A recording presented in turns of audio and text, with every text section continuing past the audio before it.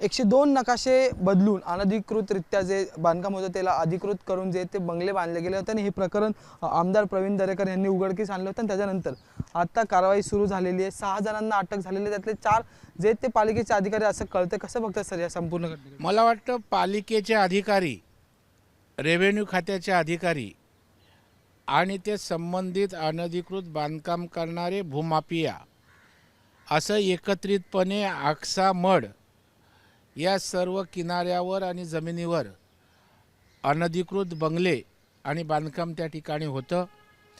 या संदर्भामध्ये मी विधिमंडळामध्ये आवाज उठवला होता, बांधकामांची नावं दिली होती, कोण अधिकारी यंत्रणा जबाबदार आहेत तेही सांगितलं होतं।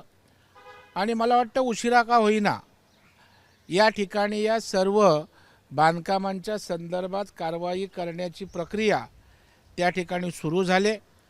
परंतु मला वाटतं ही तोडक कारवाई तात्पुरती नसावी।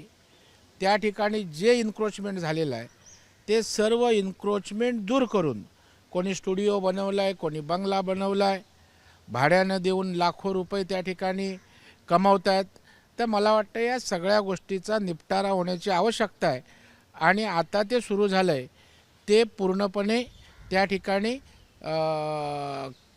कारवाई होईल अशी अपेक्षा माझी या ठिकाणी आहे। सर खरं तर मुंबईला प्रदूषणाचा विळखा आणि त्याच्यातच अशी ग्रीनरी असलेल्या जागेवर थेट 102 नकाशे बदलून एवढं मोठं बांधकाम होतं, काय नेमकं याचं कोण पाठीशी आहे असं तुम्हाला वाटतं? मला वाटतं आज मुंबईसाठी प्रदूषण हा अत्यंत महत्त्वाचा विषय किंवा संकट झालेला आहे।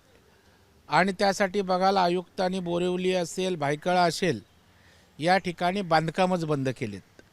आणि मग जर पर्यावरण आपल्याला राखायचं आहे, हवेची गुणवत्ता त्या ठिकाणी राखायची असेल, तर अशा प्रकारे जे बीचेस आहेत, जे किनारे आहेत, त्या ठिकाणी अशा प्रकारचं तर बांधकाम अजिबात होता कामा नये। कारण क्लायमेट चांगलं ठेवायला हा समुद्र किनारा ही हवा मोठ्या प्रमाणावर मदत करत असते।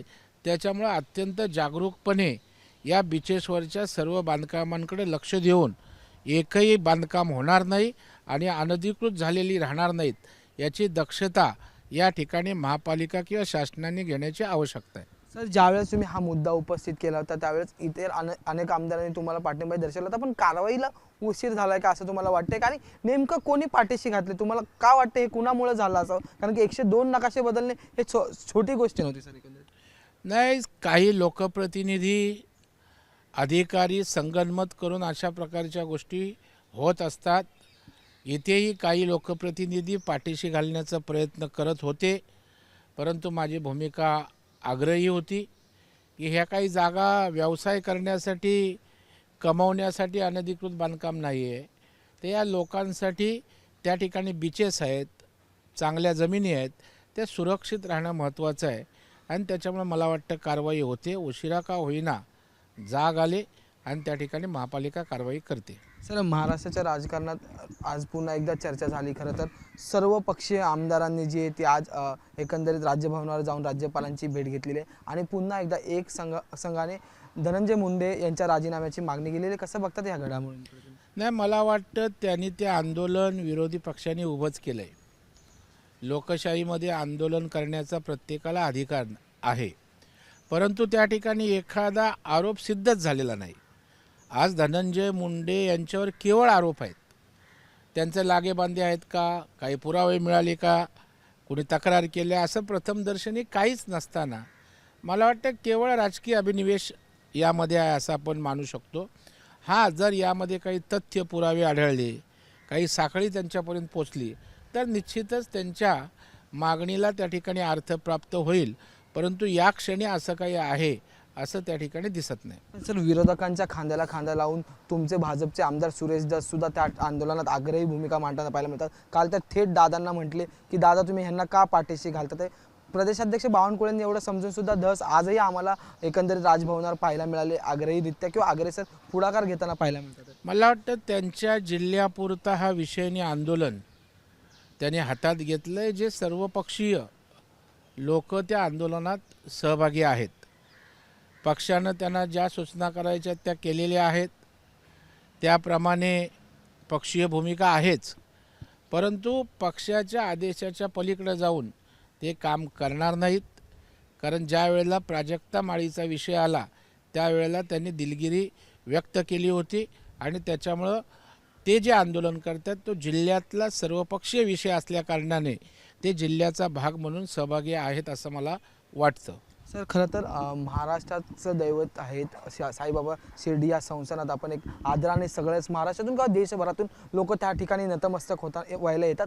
पण सुजय विखे पाटील यांनी थेट म्हटलं आहे की महाराष्ट्रात भिकारी शिर्डीत भिकाऱ्यांची संख्या वाढू लागलेली आहे. हे जेवण जे ते बंद करा किंवा त्याचे पैसे वाढवा ह्याच्याकडे, आणि त्याच्यामुळे नंतर संपूर्ण भाजप आणि सुजय विखेंवर टीका होऊ लागलेली. कसं बघतात याकडे? मला वाटतं सुजय विखे यांचं हे वक्तव्य अत्यंत चुकीचं आहे. कारण साईबाबांच्या चरणी लोक काय खायला मिळत नाही म्हणून येत नसतात. इतर राज्यातनं येतात, महाराष्ट्राच्या कानाकोपऱ्यातनं येतात, ते भक्तिभावाने येतात.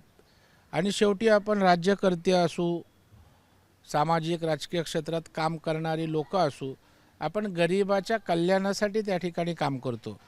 आणि मग असा गरीब वर्ग आहे, भिकारी वर्ग आहे, या संदर्भात असं बोलणं मला वाटतं योग्य नाही. मंत्री म्हणून विखे पाटलांनी त्या ठिकाणी स्पष्ट भूमिका केलेली आहे. आणि मला वाटतं सुजय विखे यांनीसुद्धा की मला तसं म्हणायचं नव्हतं असं त्या ठिकाणी भूमिका घेतली. परंतु अशा प्रकारे कोणाला हिणवणं किंवा फुकट देऊ नये बोलणं अत्यंत चुकीचं आहे असं माझं स्पष्ट मत आहे. सर, अगदी शेवटचे 2 प्रश्न आहेत, ते मतदार राजा संदर्भातले आहेत. मतदार राजा आपण मतदानाच्या वेळेस पाहतो की मतदार राजासाठी मोठमोठे होर्डिंग लावतात, पण ह्याच मतदार राजाला काल अजित पवारांकडून हिणवण्यात आलेलं आहे. मी काय तुमचा सालगडी आहे का असं म्हटलं गेलं. तर दुसरीकडे तुमच्याच महायुतीमध्ये जी शिवसेना त्यांचे आमदार संजय गायकवाड यांनी तर थेट जे ते खालच्या पातळीची टीका जी आहे ती केलेली आहे, मतदारांना शिव्या घातलेल्या आहेत. या घटनेकडे कसं बघता? ते महाराष्ट्राचं राजकारण याआधी असं होतं का? तुम्ही विरोधी पक्षनेता राहिलेला?